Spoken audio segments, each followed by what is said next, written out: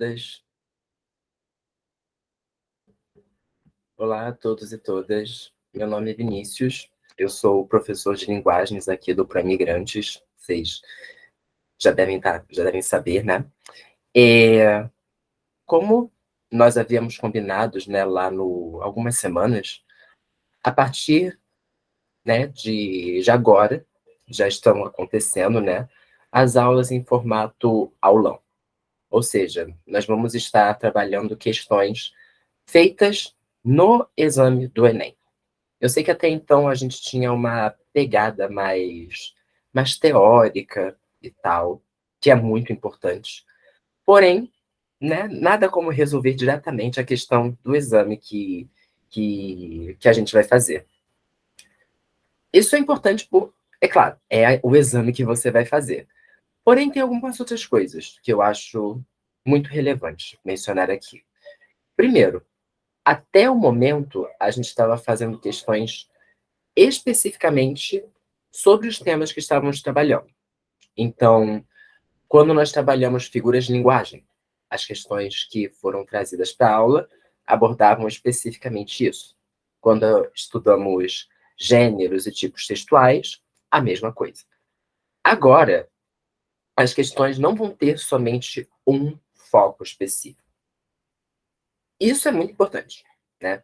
Muitas vezes, coisas que a gente vê na prova do Enem não se encaixam perfeitamente, digamos assim, em, em um tópico de matéria, né?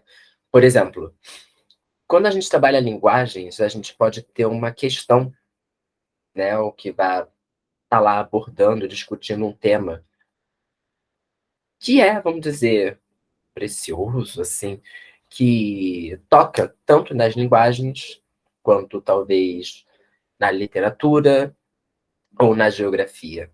Então, por exemplo, a gente pode ter uma questão, como nós vamos ver agora, que vai ser um mapa. O texto da questão de linguagens não precisa necessariamente ser a primeira ou uma das primeiras coisas que vem na nossa cabeça quando a gente fala em texto, né? Pelo menos a mim, fala assim, Vinícius, lê esse texto aqui.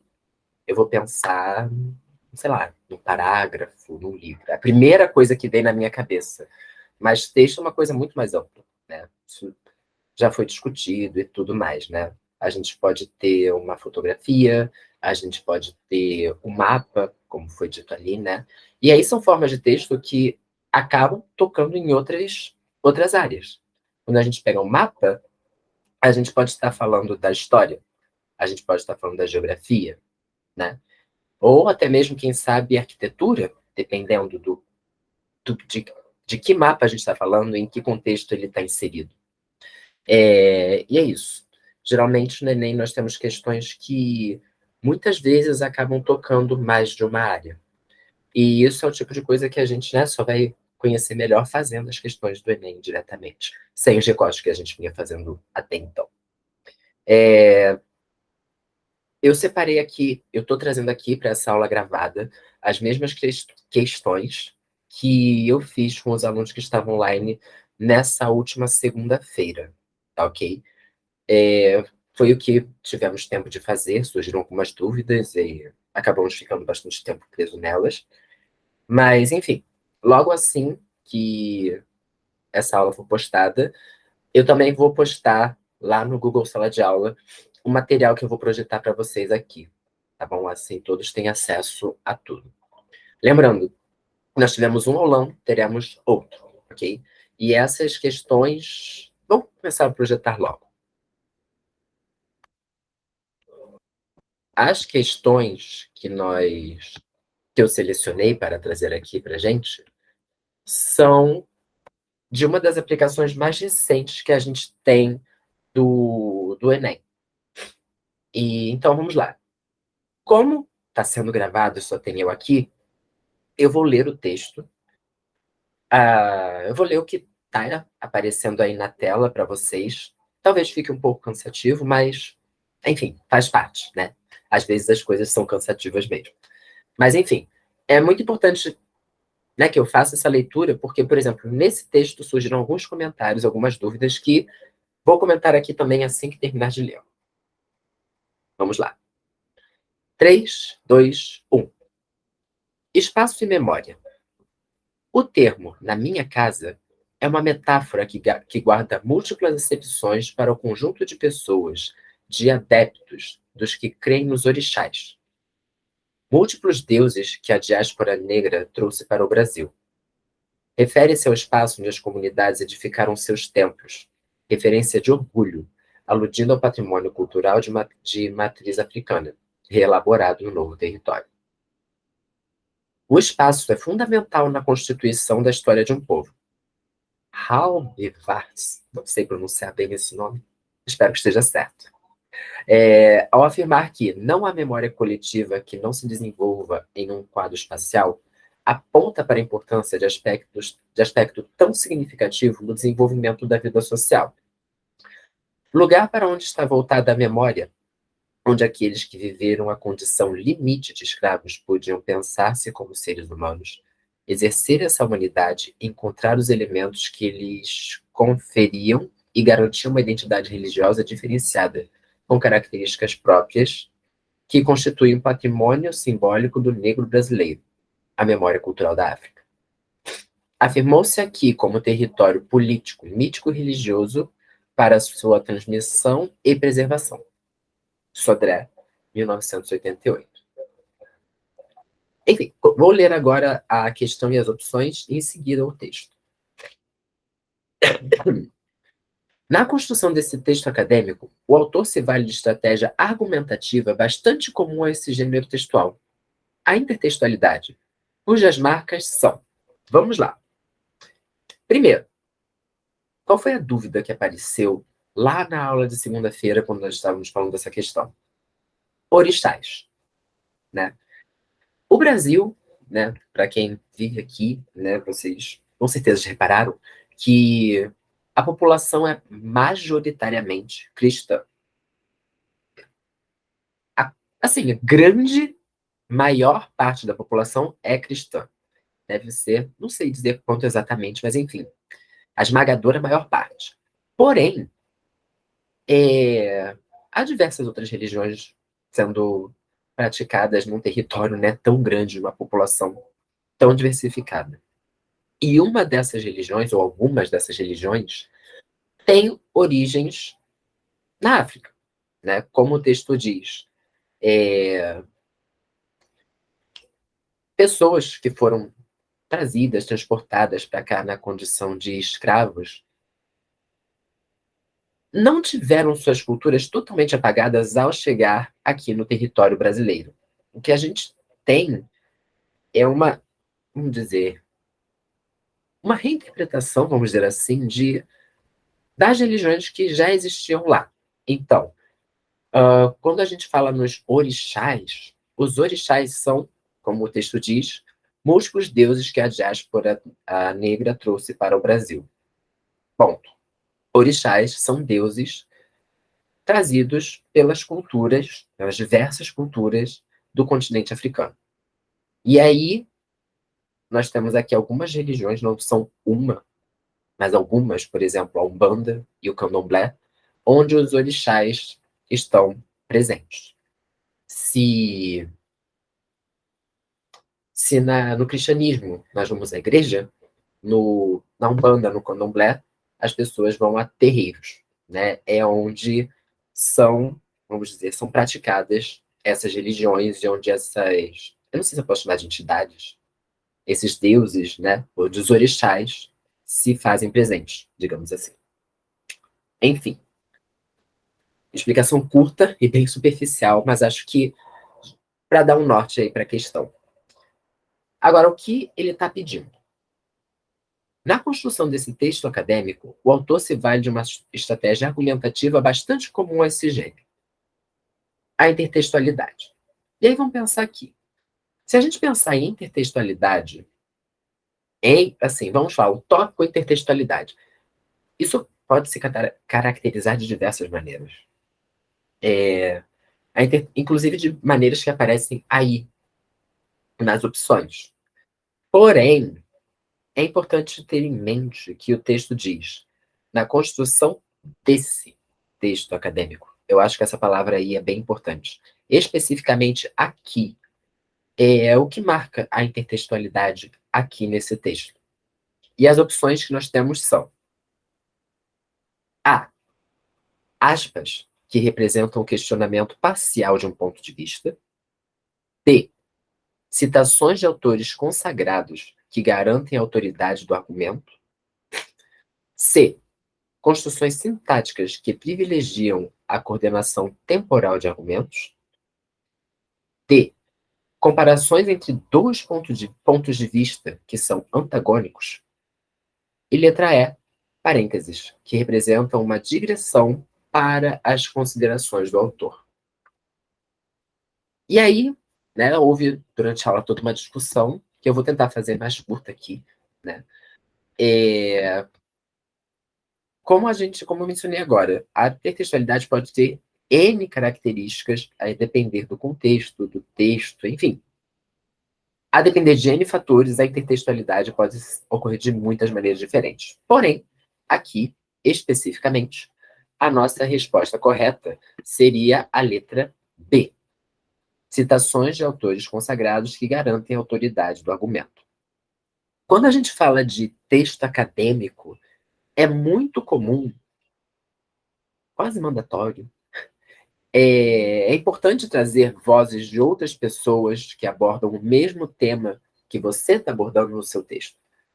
É uma forma de estabelecer relação com algo que já foi feito, sabe? Você precisa, num texto acadêmico, num texto científico, dialogar com outros autores que estão pesquisando e abordando o mesmo tema que você está se propondo a abordar também.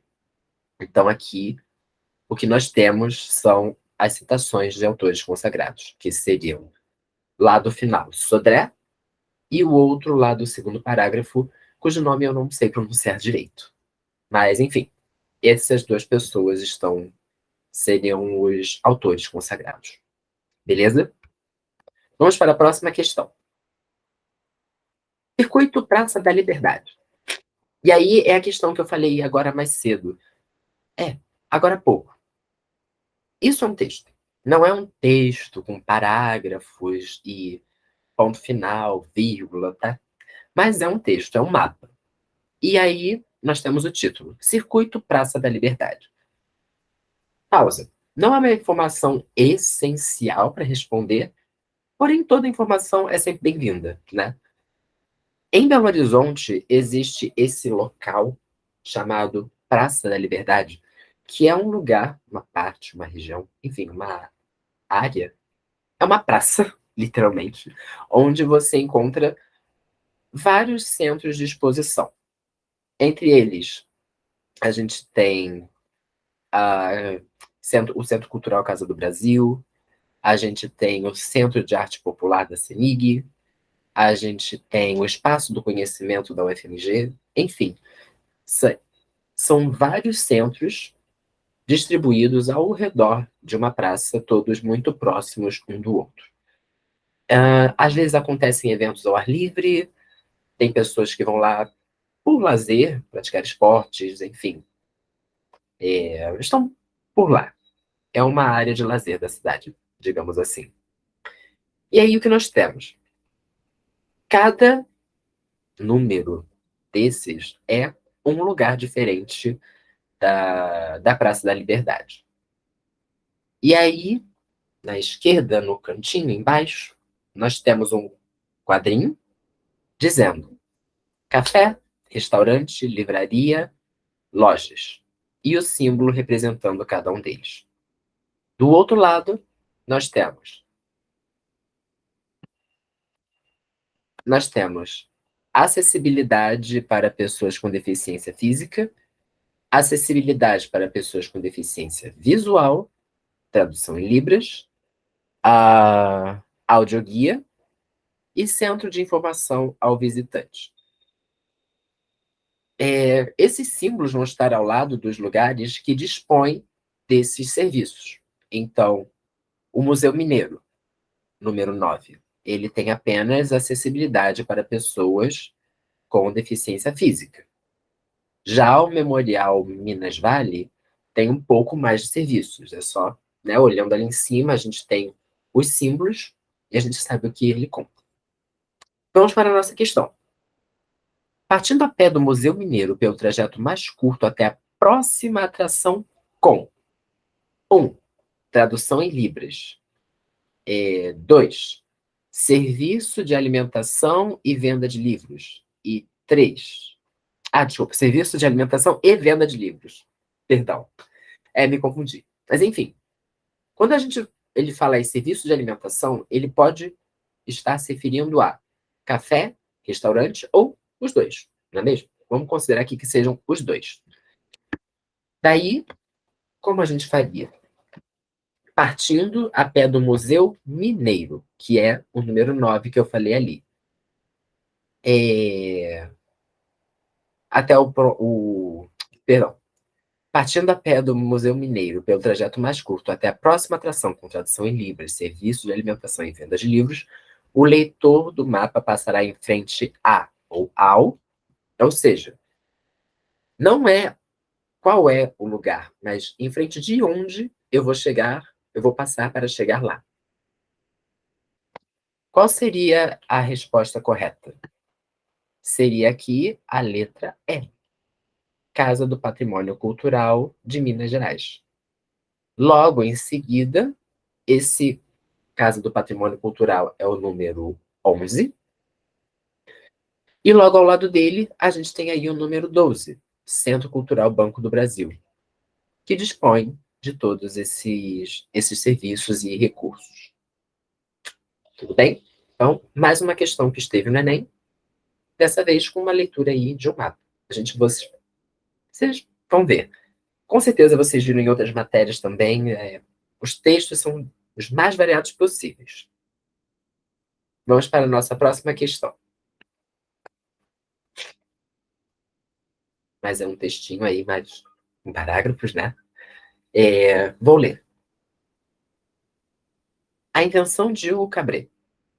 O livro conta a jornada de Hugo Cabret, um menino órfão que mora em uma estação de trem parisiense nos anos 30.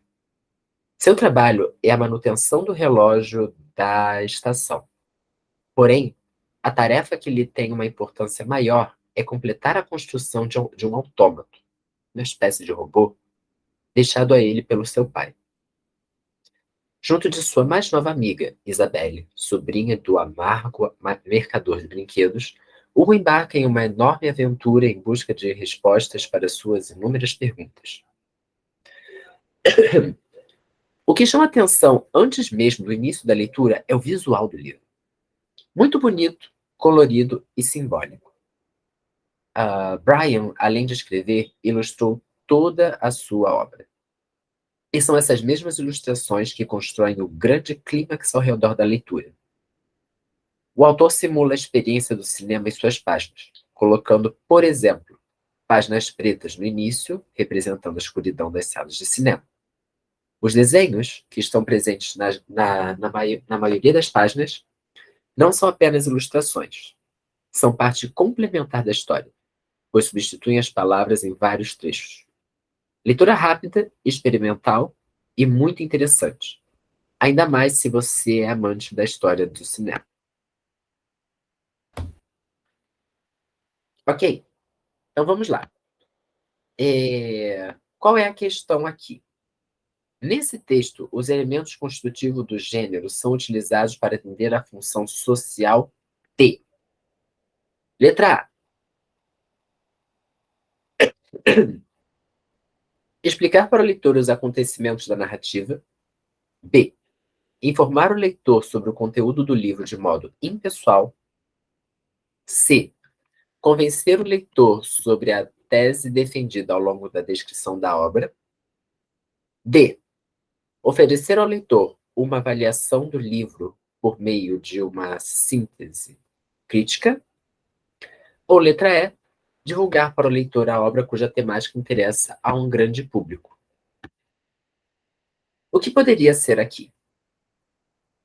Nós não passamos tanto tempo assim nessa questão na aula, mas vamos comentar cada uma delas, cada uma das opções. Qual é a função dos elementos aí do texto? Explicar para o leitor os acontecimentos da narrativa? Não me parece que o texto esteja detalhando, falando, olha, no livro acontece isso, isso e isso, né? Não está detalhando. Ele conta a história de uma maneira geral, vamos dizer, superficial, mas não se aprofunda em explicar coisas. Letra B. Informar o leitor sobre o conteúdo do livro de modo impessoal. E me parece um pouco plausível, porque informar o leitor sobre o conteúdo do livro, ok, ele está informando. De modo impessoal, me parece também que não há muitas marcas de, vamos dizer, pessoalidade, né, de presença do autor aí. Há sim algumas, porém, a grande maior parte é impessoal. Vamos seguir. C. Convencer o leitor sobre a tese defendida ao longo da descrição da obra. Não me parece isso. Me parece estar defendendo uma tese. Letra D. Oferecer ao leitor uma avaliação do livro por meio de uma síntese crítica. E aí eu acho que poderíamos ter um pouco de confusão aqui. Uma síntese crítica. Ok, eu acho sim que nós temos aí uma síntese da obra, um pequeno resumo, mas não me parece uma síntese crítica em que o autor esteja avaliando o livro. Ele faz sim alguns comentários avaliativos, como no segundo parágrafo. Muito bonito, colorido e simbólico. Leitura rápida, experimental. Mas não é uma avaliação do livro como um todo, mas de algumas coisas do livro. Entendem? Então, não me parece uma leitura crítica e também não é uma avaliação do livro como um todo. E a letra E. Divulgar para o leitor a obra cuja temática interessa a um grande público. Não há indícios de que o tema seja interessante para o grande público aí. Então, a nossa resposta seria com a letra B. Informar o leitor sobre o conteúdo do livro de modo impessoal. Belezinha? Vamos para a nossa próxima questão.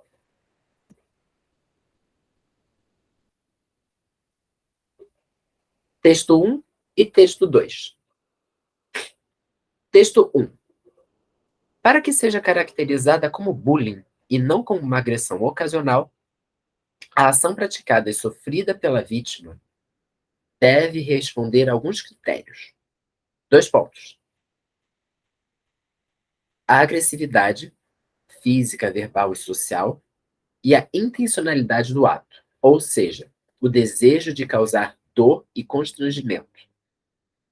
Também é importante a frequência de agressão, uma vez que o bullying é um ato repetitivo, a desigualdade na relação de poder manifestada pela diferença de força física ou social entre o agressor e a vítima. E aí a gente tem um texto descrevendo o que é o bullying, o que caracteriza o bullying, o que faz uma coisa ser bullying e não uma agressão, vamos dizer, um evento casual, uma agressão casual. Enfim, e no texto 2, a gente tem aí diversas bolas, né, de futebol, de basquete, né, bolas para a prática de diversos esportes diferentes. E aí uma das bolas diz: olha só, uma bola oval.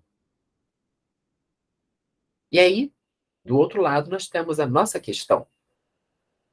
De acordo com as características apresentadas nos textos, depreende-se que o bullying nas aulas de educação física escolar tem sido resultante de: letra A.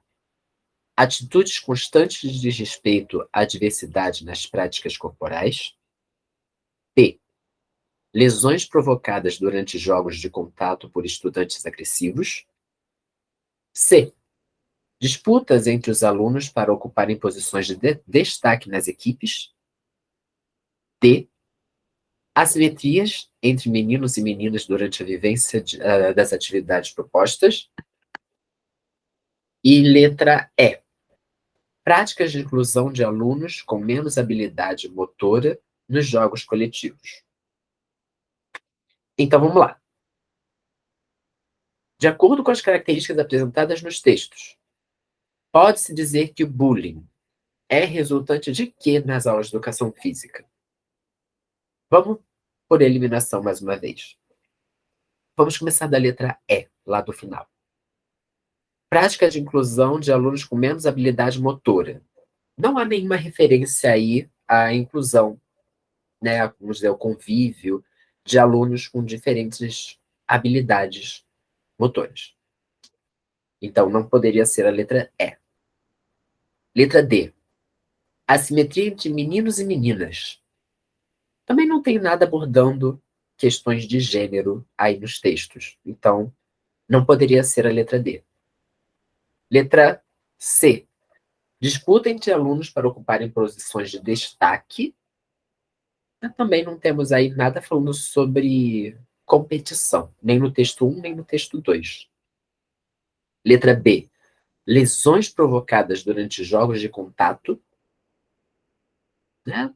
Assim, o texto 1 fala sobre violência, mas fala sobre a violência relacionada à prática do bullying. A violência repetitiva e intencional. Quando a gente fala aí de lesões provocadas durante jogos de contato, me parece que é uma lesão que realmente pode acontecer quando você pratica qualquer que seja a atividade física. Então, não daria para ser. Agora, a letra A. Atitudes constantes de desrespeito à diversidade nas práticas corporais.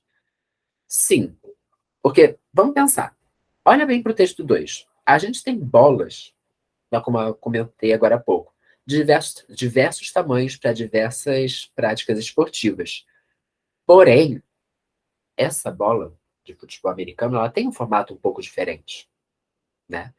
E aí, realmente faz todo sentido. Veja, atitudes de desrespeito à diversidade nas práticas corporais.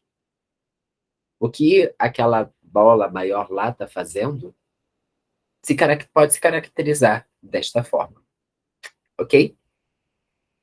Gente, essas foram as questões que eu trabalhei com os alunos na aula na segunda-feira. Demorou um pouco, porque a gente acabou conversando bastante sobre cada uma delas, a gente tirou dúvidas, comentou vocabulário e tudo mais. Mas, enfim, na semana que vem nós teremos mais questões. Espero conseguir gravar a aula na hora que ela ocorrer, assim, eu posso trazer, vocês que vão assistir a gravação poderão ouvir também as dúvidas dos alunos sendo tiradas na hora, o desenvolvimento do raciocínio, enfim. Mas estão aqui alguns exemplos de questões que costumam estar no Enem.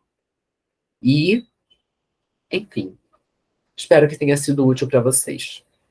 Qualquer dúvida, vocês sabem, podem entrar em contato pelo grupo do Whats ou pelo Google Sala de Aula. Até mais. Tchau, tchau.